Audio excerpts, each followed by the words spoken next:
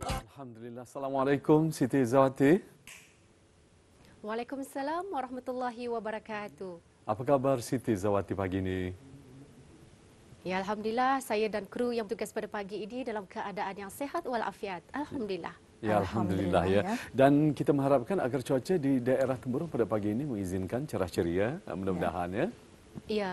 Ya. Alhamdulillah ya, keadaan cuaca di daerah Temburong pada pagi ini dalam keadaan yang cerah kerana hari ini adalah merupakan latihan penuh bagi peringkat daerah Temburong dalam sama-sama menantikan keberangkatan ke bawah Duli Yang Maha Mulia Paduka Seri Baginda Sultan dan Yang di-Pertuan Negara Brunei Darussalam beserta kerabat diraja bagi Majlis Ramah Mesra bagi peringkat daerah Temburong. Ianya akan diadakan pada hari Selasa 27 Julai 2021. Ya, Alhamdulillah. Begitulah yang kita difahamkan juga ya, bahawa latihan penuh akan diadakan pada hari ini bagi daerah Temburong. Jadi kita yakin semuanya sudah pun dalam orang tinggal menantikan saatnya saja lagi, insya-Allah ya. Mudah-mudahan diberikan keizinan untuk diberikan kelancaran dan dipermudahkan segala urusan, terutama sekali pada urusan latihan dan juga insya-Allah pada hari yang dinantikan nanti, iaitu pada daerah Temburong akan mengambil tempat pada 27 Julai nanti ya Siti Izawati ya.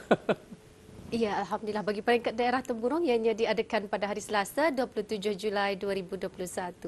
Ya, Alhamdulillah. Baik, kami serahkan kepada Siti Izwati untuk berkongsi mengenai dengan bahan semasa dari daerah Temburong. Silakan.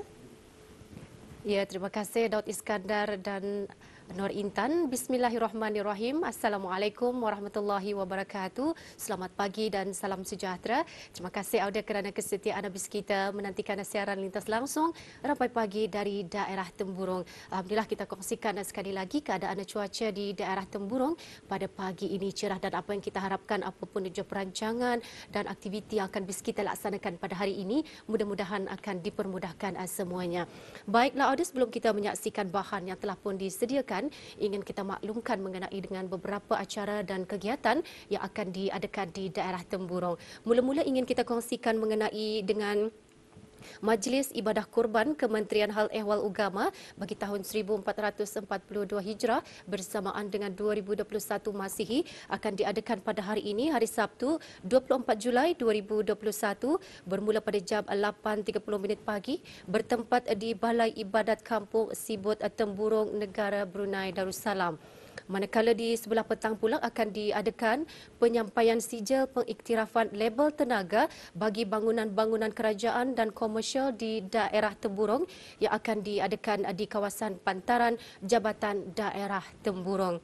Maklumat seterusnya ingin kita kongsikan juga ya mengenai dengan bintang keputeraan 2021 ianya dibukakan dua kategori syarat penyertaan yang ianya akan diadakan pada hari Ahad 1 Ogos 2021. Kategori A solo lelaki, kategori B solo wanita.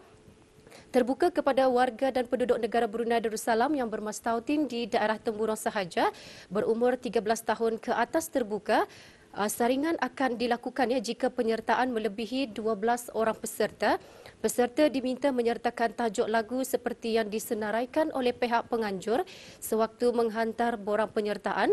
Penyertaan tidak lewat pada hari ini ya. Hari ini adalah merupakan hari terakhir 24 Julai 2021 bagi kita yang ingin mengikuti bintang keputeraan yang akan diadakan pada 1 Ogos 2021 bertempat di pentas perayaan dermaga Pekan Bangar. Jadi Audio juga boleh mendapati borang di stesen radio televisyen Brunei daerah Temburong atau melalui talian 5221 061 522 2091 pada waktu pejabat dibuka. Ya Audio, itu dia maklumat semasa yang dapat kita kongsikan bersama dengan Audio, dan seterusnya apa kata kita terus saja menyaksikan bahan yang telah pun disediakan mengenai dengan makna kurban bagi umat Islam. Kita saksikan.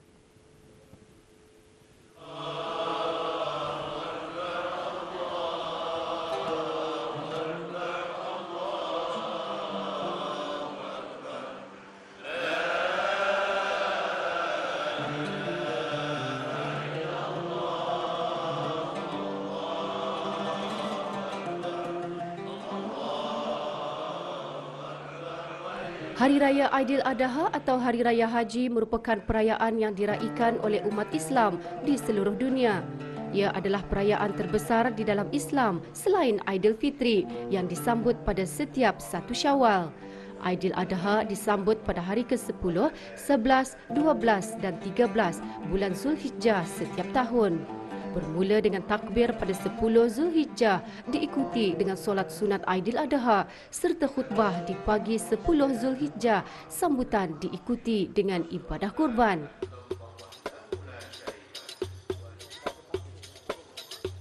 Amalan ibadat kurban itu mengandungi banyak hikmah dan fadilatnya.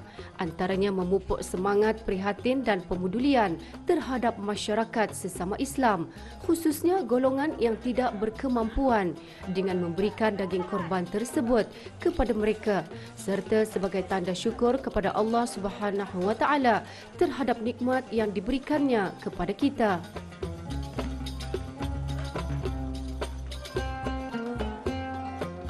Dengan melakukan ibadat kurban bererti satu langkah ke hadapan kita mendekati Allah.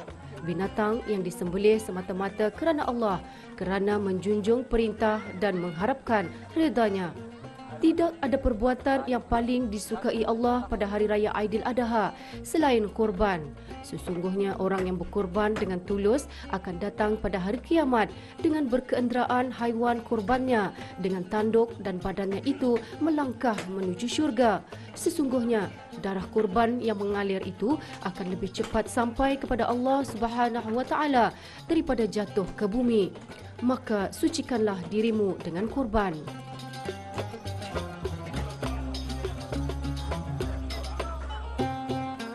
Sempena dengan Hari Raya Aidiladha ini, bagi mereka yang berkemampuan akan melakukan ibadah kurban sebagai mencontohi sunnah Nabi Ibrahim AS yang diperintahkan oleh Allah menyembelih anaknya lalu baginda sabar dan mentaatinya.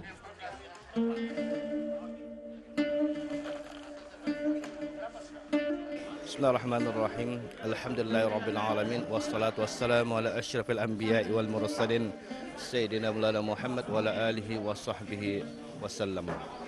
Allahumma salli ala sayyidina Maulana Muhammad. Alhamdulillah, adapun hikmah pengertian korban sudah merupakan peristiwa yang agung, yaitu di mana peristiwa tersebut berlaku pada zaman Nabi Ibrahim dan anaknya.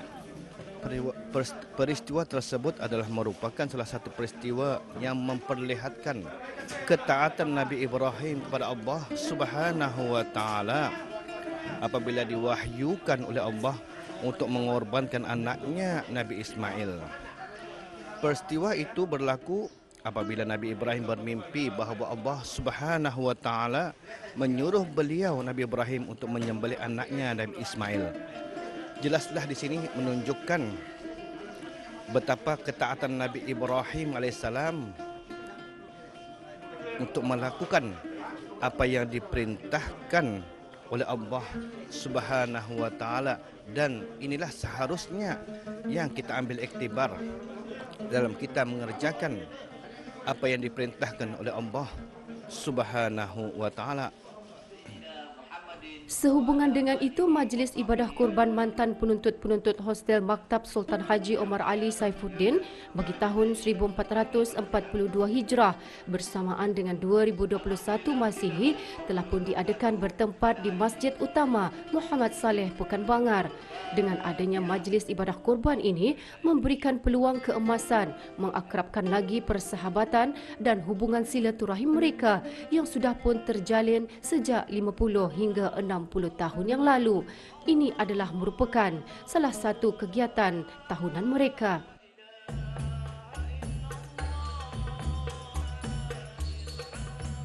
Alhamdulillah, syukur pada Allah Subhanahu Wa Taala. Sebenarnya ibadat korban sunat pada pagi ini adalah anjuran kumpulan bekas penghuni-penghuni asrama Maktab SUAS. Jadi pada tahun ini kami sengaja mengadakan di Bangar. Pasal sudah 3 tahun kami mengadakan majlis kurban ini di Bandar. Jadi kebanyakannya fakir miskin yang menerima daging kurban itu orang di sana kan, orang di daerah Borneo Barat. Jadi Pasal tahun ini sudah ada jambatan, jadi kemudahan sudah ada. Dan juga banyaknya penghuni-penghuni asrama Maktab Ustaz ini dulu-dulunya terdiri daripada penuntut-penuntut dari Temburong. Jadi makanya juga inilah peluang kami untuk mengadakan di Temburong ini. Hari ini alhamdulillah 28 orang fakir miskin telah pun akan kami agih-agihkan. Ya, ibadah kurban walaupun ia sunat, tapi ya sunat muakkad dituntut Artinya adalah paling yang terbaik lah. Kalau kata ini tiap-tiap tahun satu keluarga itu sekurang-kurangnya seorang dari ahli keluarga itu mengadakan kurban sunat ini, maka keluarga itu menerima pahala lah. Sebanyak 3 ekor kerbau telah disembelih. Pengagihan daging korban disampaikan oleh Yang Berhormat Haji Abdul Hamid alias Haji Sabli bin Haji Arsyad, Ahli Majlis Mesyuarat Negara. Para penerima daging korban terdiri dari penerima yang berhak di daerah Temburong. Diingatkan juga bagi setiap orang menerima daging korban tersebut supaya tidak membuang sisa daging dan tulang haiwan berkenaan dengan tidak menentu kerana dikhawatiri akan dimakan oleh binatang lain. Sebaliknya hendaklah menguburkan semua sisa tersebut kerana daging dan tulang haiwan yang dikorbankan itu adalah mulia di sisi Allah Subhanahu Wa Taala. Dan tidak boleh menjual sesuatu bahagian korban, dagingnya, kulit, lemak dan sebagainya. Kerana barang siapa yang menjual, maka tidak ada kurban baginya. Namun perlu kita ketahui hikmah di sebalik ibadah kurban yang dilakukan. Ianya boleh menghilangkan perasaan bakhil dan cintakan harta. Semoga dengan adanya pendekatan kita sedikit sebanyak akan dapat memberikan manfaat untuk mengetahui mengenai perkara-perkara ibadah kurban.